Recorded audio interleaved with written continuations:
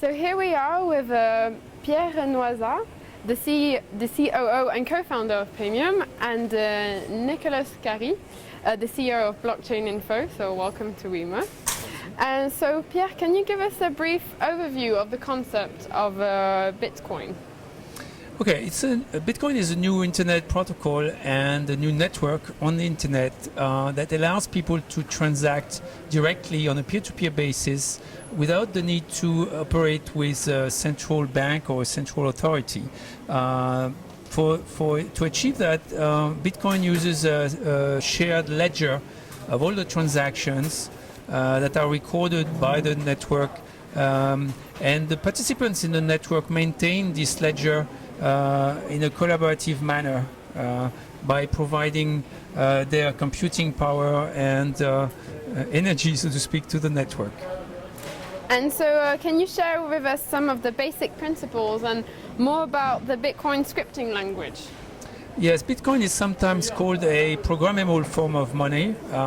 Programmable because you can have not only simple transactions recorded in the ledger, but also more complex transactions using scripts to translate the conditions of the payment. So if you have a complex transaction like crowdfunding transaction, for instance, that has lots of conditions attached to it, like a time condition, the amount that you are contributing, etc., etc. All this can be put in a script that Bitcoin will convey in the ledger, and the entrepreneur can then use that transaction to get his project funded.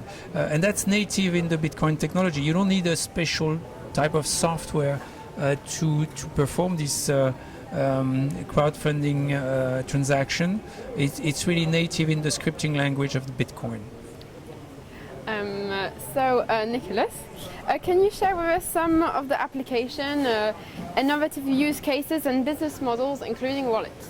Okay, so thank you so much for having me today. There are many interesting innovations in Bitcoin, and specifically on the wallet side.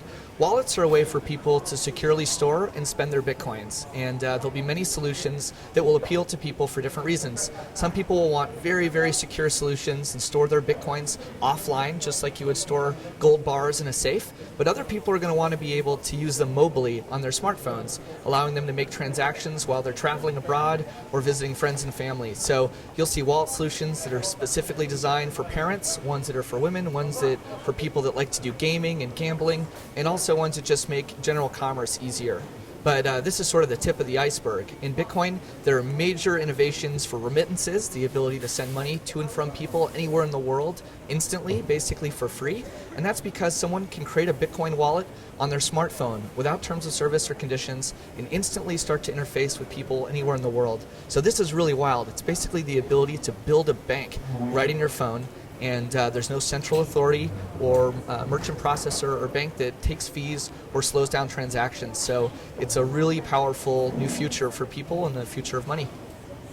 And so what is the future for Bitcoin? So it's almost impossible to predict exactly what will happen in Bitcoin, but if we look a little bit in the past, in the trajectory and the sort of speed at which things are happening, you can anticipate that Bitcoin will continue to be a disruptive force on the internet, and that's because there's so many legacy systems that are not tooled to work in the digital economy. Everything from remittances to banking and finance services to point of sale tools, all of those can be rebuilt with Bitcoin, which is a money system for the internet. And so you can anticipate that Bitcoin projects will be well funded by venture capitalists in 2014.